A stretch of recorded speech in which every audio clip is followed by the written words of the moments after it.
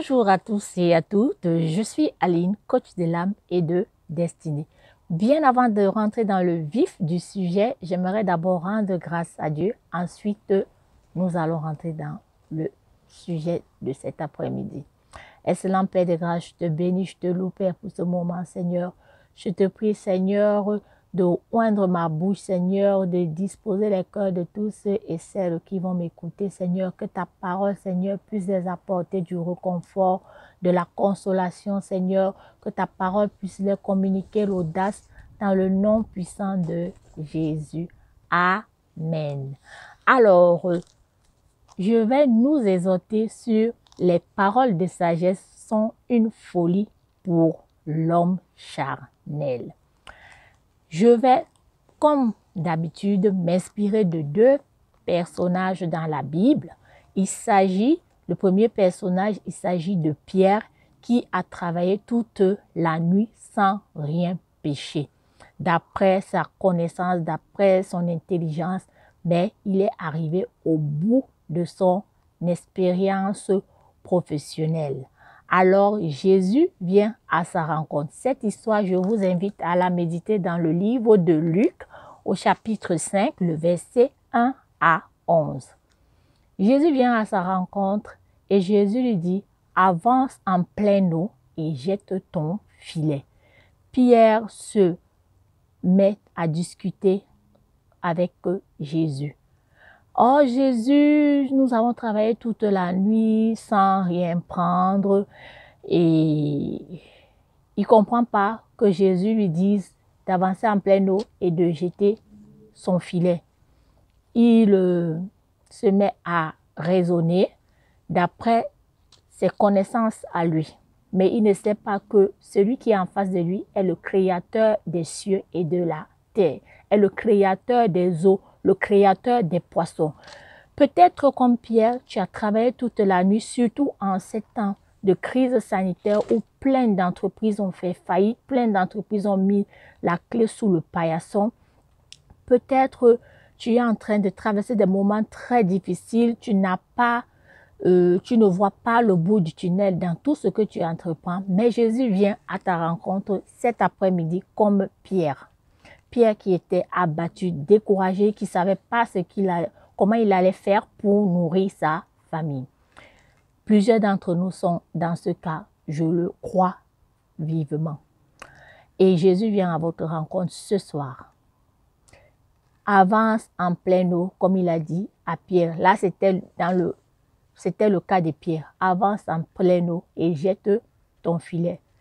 Pierre a discuté, mais finalement, il a fini par obéir à la voix du Seigneur. Il a jeté son filet et il a réalisé la pêche la plus fructueuse de toute sa vie, à tel point que les filets se sont rompus.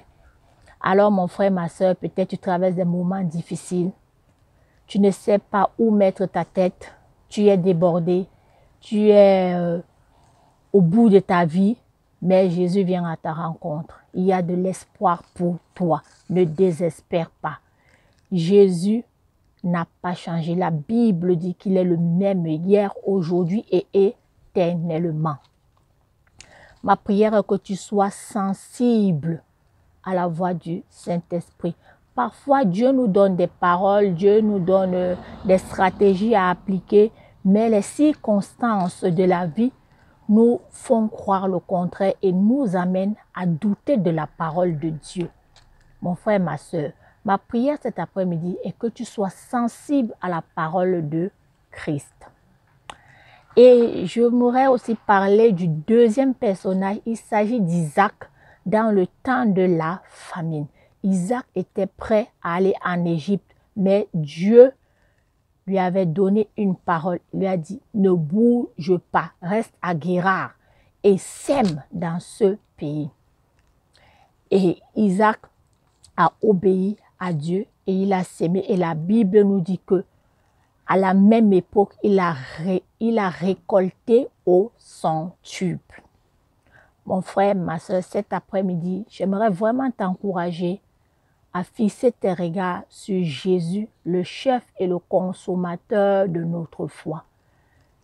La situation que tu vis physiquement, tu ne vois pas le bout du tunnel. Mais j'aimerais te prier d'aller plus en profondeur dans ton esprit et t'attendre au Seigneur. Et la parole que tu vas recevoir de lui, qui te donne le courage et l'audace de la mettre en pratique.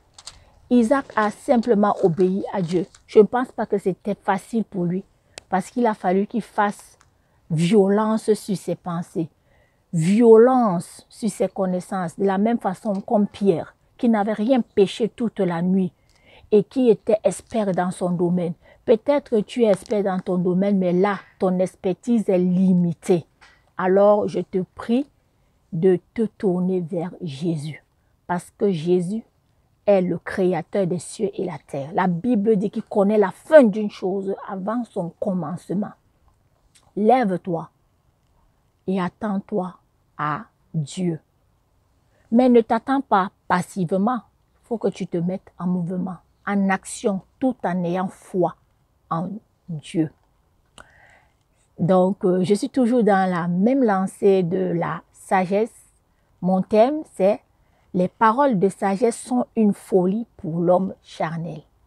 Qui aurait cru quand Jésus est venu à la rencontre de Pierre et lui a dit « Avance en pleine eau et jette ton filet ».